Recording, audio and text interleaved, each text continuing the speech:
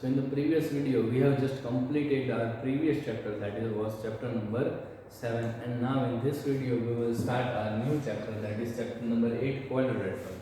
So there is an introduction part given over here, but before that, according to the government guideline, there are some of the topics is cancelled. So let us do that first of all, and just writing that on the board, that which topic is cancelled.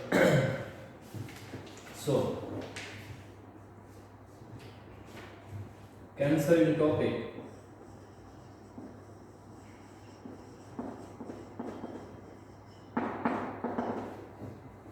That is example number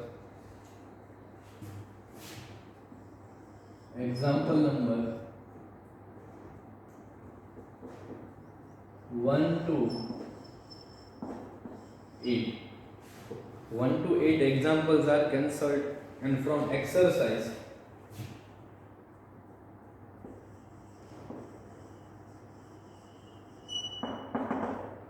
that is 8.1, exercise 8.1, example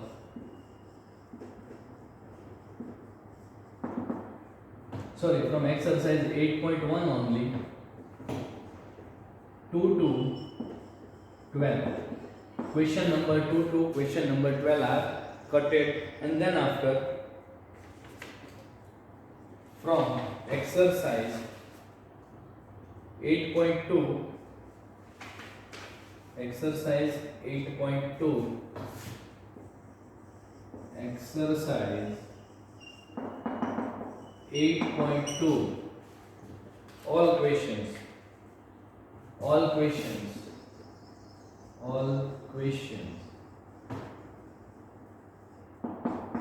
okay, all questions are cutted. So the cancelled topics are this. Okay, cancelled topic means example. This example, I am just writing this full examples.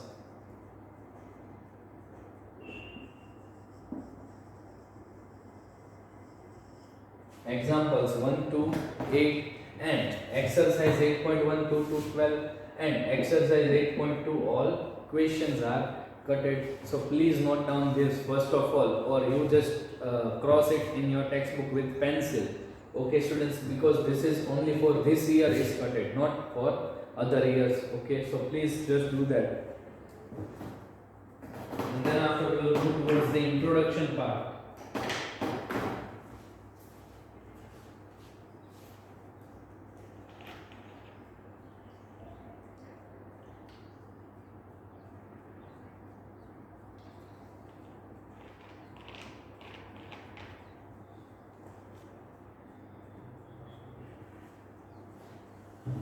Okay, here in the introduction part you can see some of the theory is given, which is of chapter number 6 and chapter number 7. Let us see it first of all, that you have studied many properties of triangles in chapter number 6 and 7, and you know that on joining three non-collinear points in a pair, the figure so obtained is a triangle. Now let us mark 4 points and see what we obtain on joining them in pairs in some order. Here we know that in the previous videos, in the previous chapters, we have seen that when the three non-collinear points, which points? Three non-collinear points. If I say this and this, when these 3 points are joined together, then it forms a triangle. In that way, when the 4 points, here it forms a triangle. But here in the 4 points, when the 4 non-collinear points, that is this and this, if these 4 points are joined, then it forms a quadrilateral. Okay, this forms a quadrilateral. Then after, you can see some of the figures are also given. Not that if all the points are non-collinear in the same line, means if these are on the same line, then it will form a straight line. Okay, we obtained a line segment C in 8.11. If 3 out of 4 points are collinear, we get a triangle, and if no 3 points out of 4 are collinear, we can obtain a closed figure with 4 sides. Such a figure formed by joining 4 points in an order is called quadrilateral. So it can be asked that what is quadrilateral? Then I am just writing that over here, that what is quadrilateral?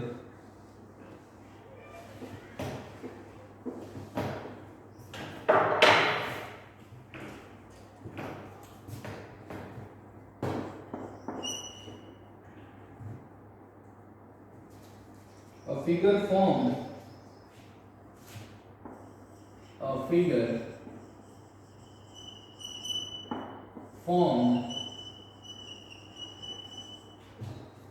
by joining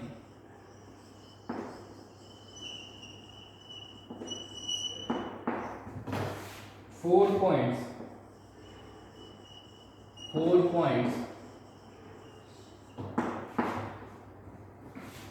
in an order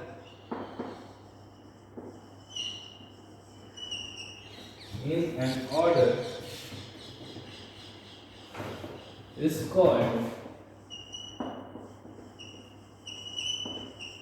quadrilateral.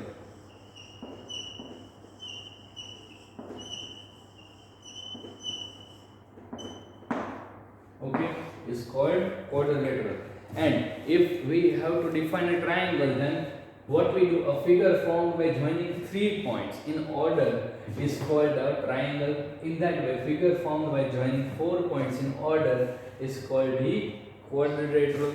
Now moving further, in this book we will consider only quadrilaterals of type given in figure 8.1 but not as given in 8.14. A quadrilateral has 4 sides, 4 angles and 4 vertices. Okay, here they are telling us that the quadrilateral which is there, it has 4 sides,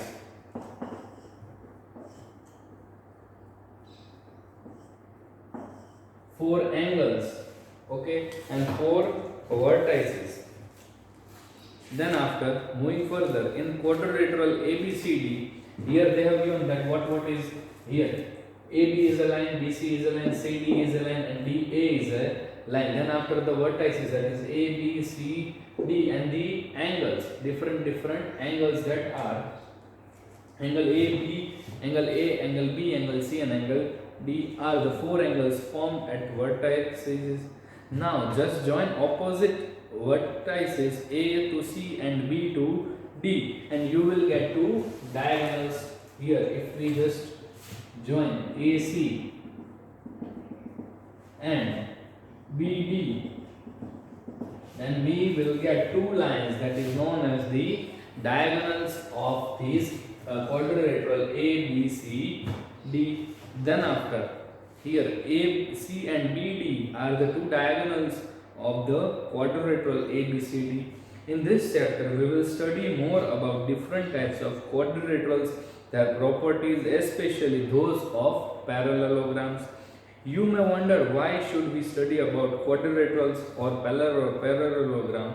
Look around you and you will find so many objects which are of the shape of quadrilateral: the floor, walls, ceiling, window of your classroom, the blackboard, each face of the duster, each book page of your book, the top of your study table, etc. Some of these are given below. You can see a blackboard, here it is a whiteboard. Then after a book, this is a book, and a table. Okay, you have your study table that you can see. Although most of the objects we see around are the shapes of especially quadrilaterals called rectangle. We shall study more about quadrilaterals, especially parallelograms, because a rectangle is also a parallelogram, and all properties of parallelogram are true for rectangle as well. Okay, and here angle sum property of quadrilateral. angle sum property of the quadrilateral. Let us see that here angle sum property we have to see. So for that,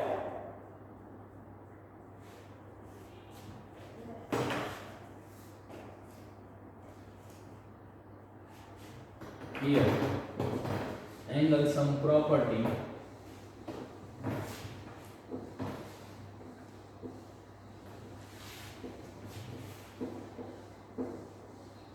see here, if I just draw a quadrilateral,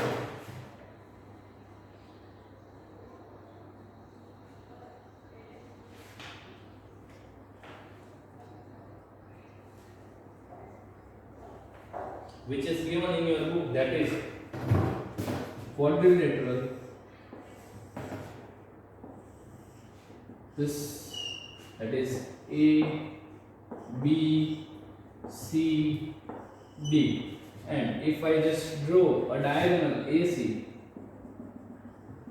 and you can see the two triangles are formed, that is triangle ADC and triangle ABC, and we know that the sum of the all three angles of triangle is equal to 180. If I say that the measure angle, the angle A plus angle B plus angle C is equal to 180. Why? Because this and this, the total of these angles will be 180. In that way, the measure angle A plus angle D plus angle C will also be 180 degree. Okay, will also be 180 degree. But you can see here 2 times angle A and angle C comes. Okay, then if I just do the total of this,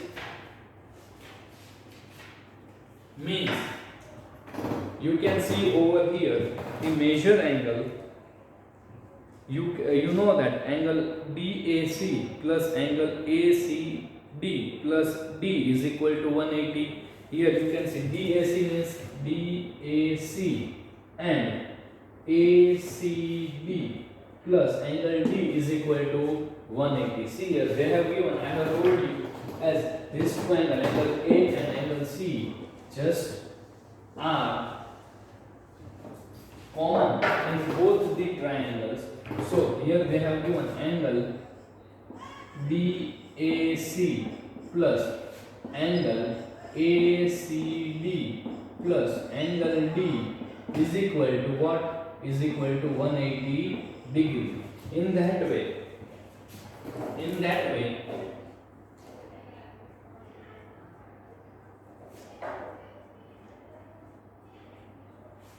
if I take the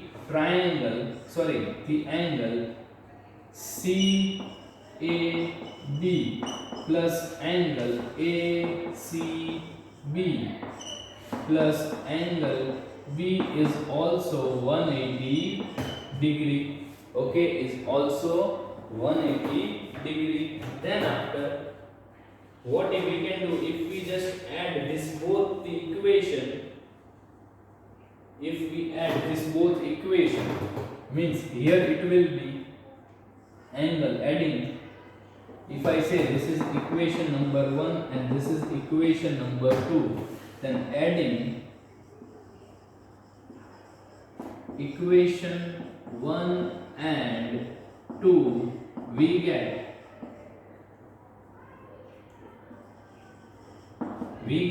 that is angle DAC plus angle ACD plus angle D plus angle CAB plus angle ACB plus angle B is equal to 180 plus 180. We will get this. Okay, but you can say that angle DAC and angle CAB CAB. This both forms, if I take angle BAC plus angle CAB, means this BAC and CAB, then it will be angle A. It will be angle A. Then after plus, we can also tell that angle ACD, which angle ACD plus angle BCA or ACB, it can be written as angle C. Yes or not? Yes. And here the B is as it is, so angle B, and angle D is also as it is, so is equal to 360 degree. Is equal to 360 degree. So I am just rearranging this. So angle A plus angle B plus angle C plus angle D is equal to 360 degree.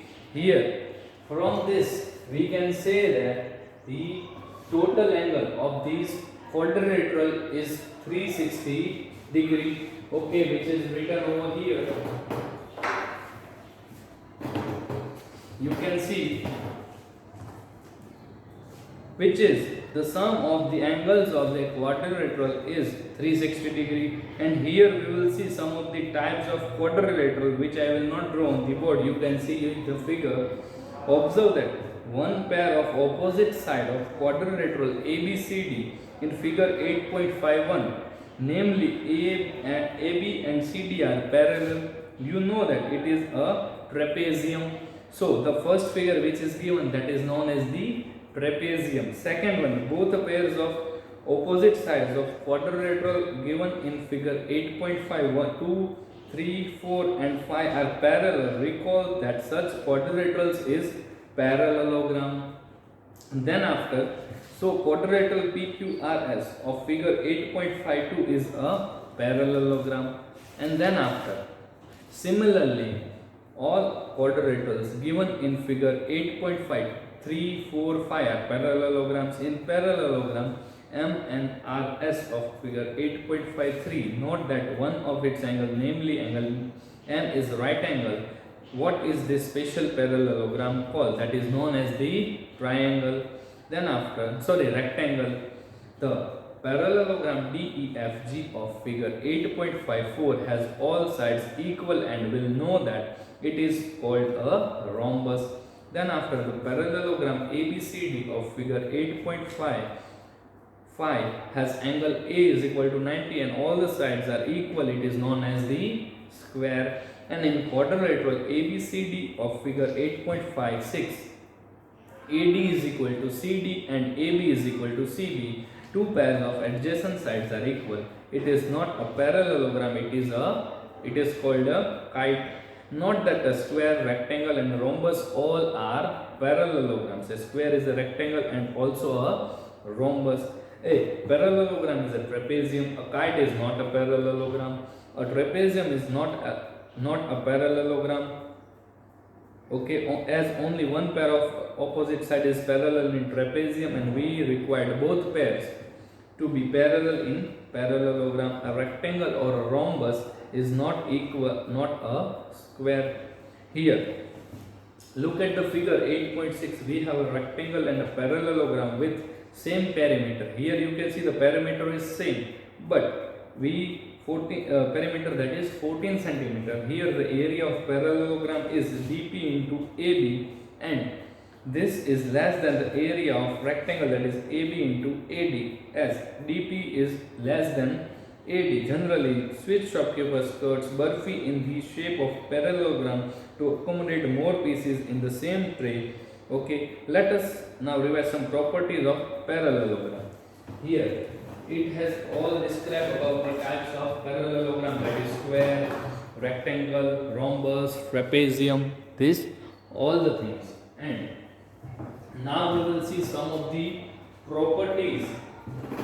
Now we will see some of the properties of quadrilaterals. Let us see that.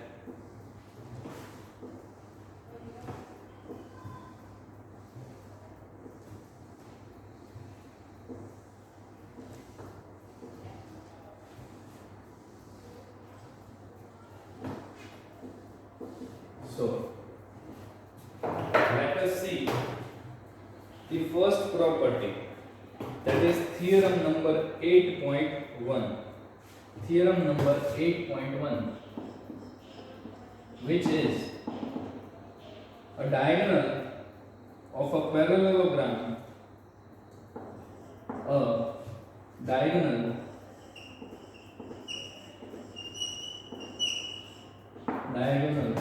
of a parallelogram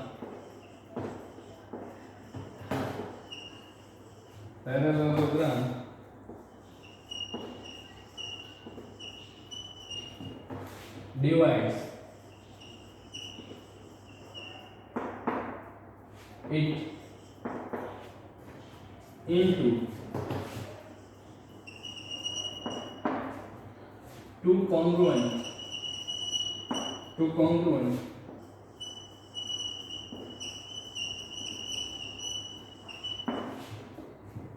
triangles.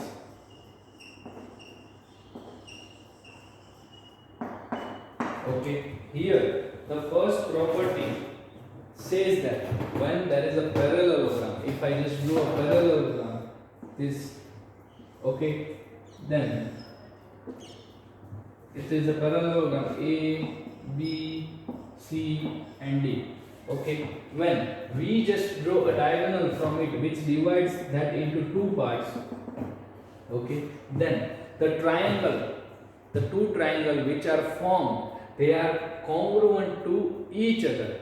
And we have studied about the congruent, that what is congruent means its length, size, all the things are equal to each other. When we just fold this, if it is a quadrilateral or a parallelogram, we just fold that and put over here this, I just make a curve and just put over here, then it will cover this one, then it is congruent. Okay, so here I can say that all the angles, means measure angle A, B, C and D, all are, measure angle this A and this A is same, means measure angle DAC and CAB both are same, and measure angle B and angle D will be same, and measure angle DCA and BCA, this will also be same. So this both the which is formed, which divides this diagonal, which divides is forms the two triangles. Here it is written, a diagonal of a parallelogram divides it into two congruent triangles. Okay students, here some of the theory is given. I am just reading that.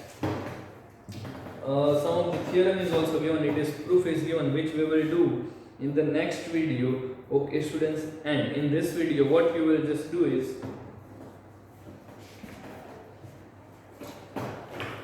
write your homework.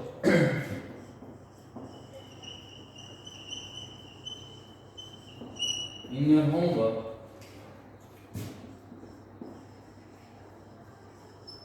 write types of quadrilaterals.